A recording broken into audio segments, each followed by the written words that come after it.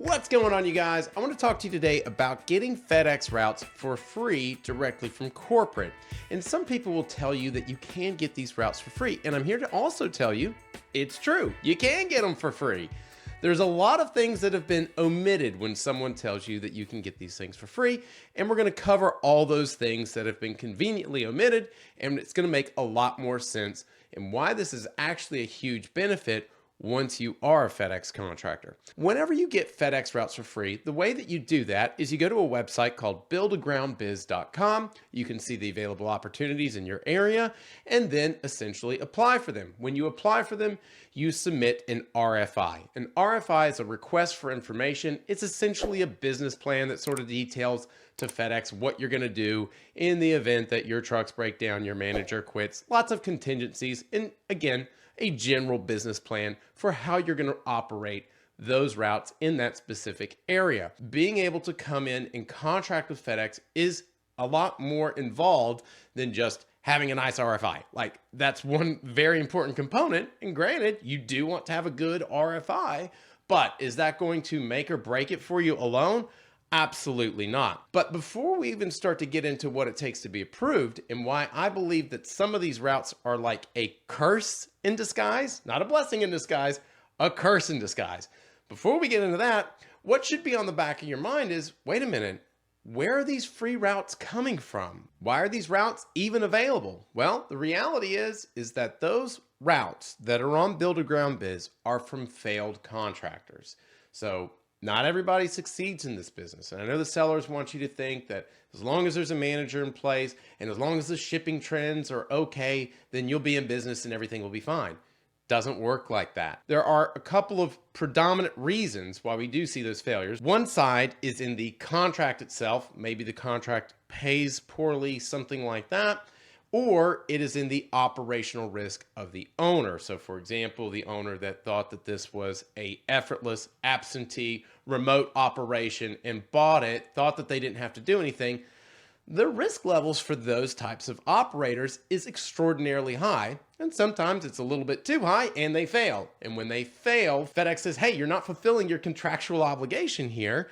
We're going to take your routes away and we're going to give them to someone that will do it. So when those routes pop up for free, the question in the back of your mind should always be, why is this thing for free? Is it because of some sort of bad contract?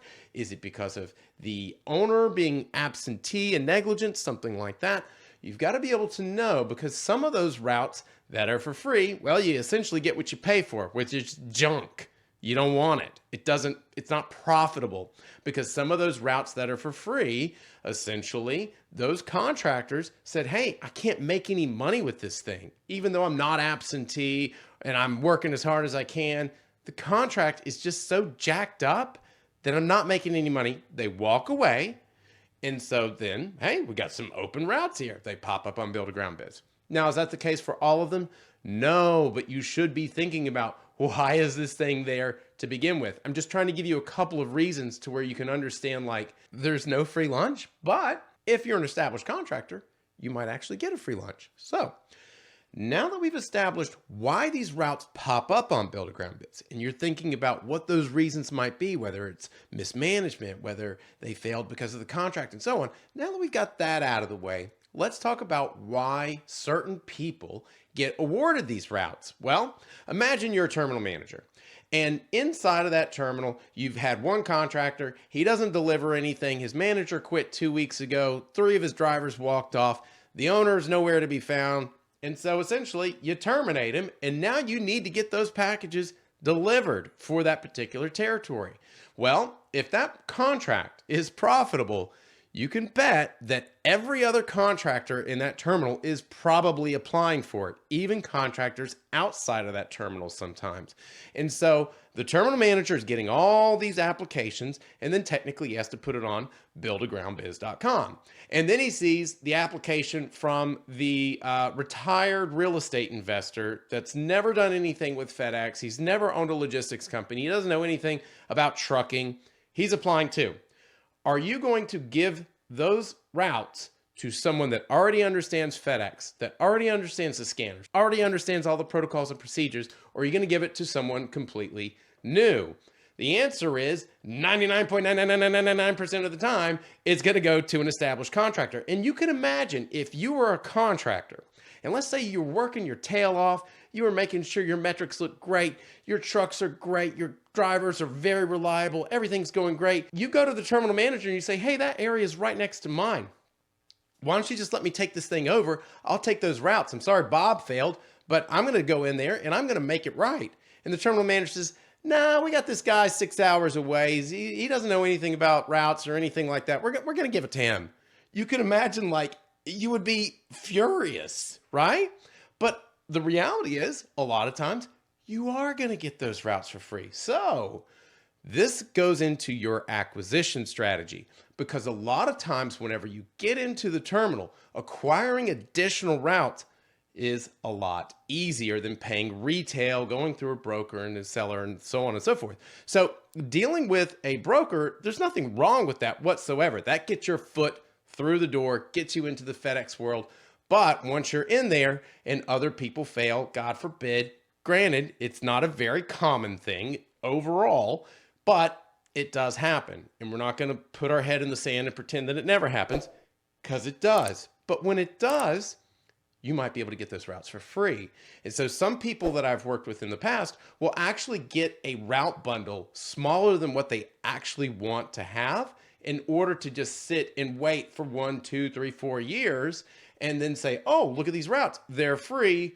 I will go ahead and get those things. And so granted, that doesn't always work, because other contractors might actually bid for those particular contracts and they might get awarded that. And so it just sort of depends on whether you can be patient or not, on whether you want to do something like that. Now, earlier I mentioned that these free routes could sometimes be a curse in disguise. And the reason why is because it seems like a blessing that you've got these free routes, but it's actually a curse. Well, why is it a curse? Because it might have failed due to the contractual issues. And dealing with contractual issues that make routes and running those routes unprofitable is really kind of difficult to get solved. It can, and it does get solved, but it's very difficult. And a lot of times whenever I've seen people successfully negotiate back with FedEx, they are very established, well-connected contractors in that world already, as opposed to just starting off. Granted, it does happen. And I've known multiple people at this point that have gotten free routes from FedEx. Now, granted, remember, I've been in this world for nearly 15 years, so I've seen a lot of stuff. And so it does happen, but the question that should go through your mind in the moment that you get approved and you've got no background at FedEx and you're not an established contractor, you should think to yourself, uh-oh, why did nobody else bid on this damn thing? What have I gotten myself into? Because no other contractor in that terminal likely bid for it. So when that happens, it's probably because they know that contract is very difficult to generate a profit with. Now, again, there have been multiple people that I've known that have gotten into this way.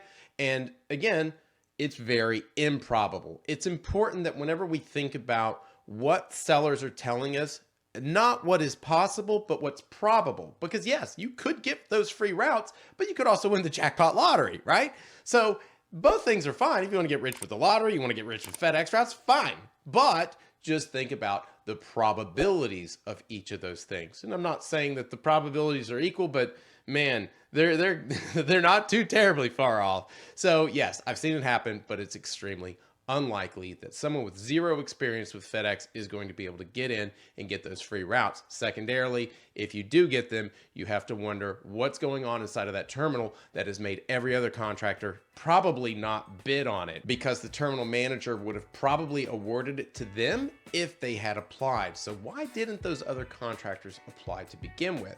Think about both the pros and the cons to this, and that will help you decide what size of operation you want to be able to buy, whether you have the patience for build-a-ground biz, and so on and so forth. So anyway, like, subscribe, and we'll talk to you soon. Bye-bye.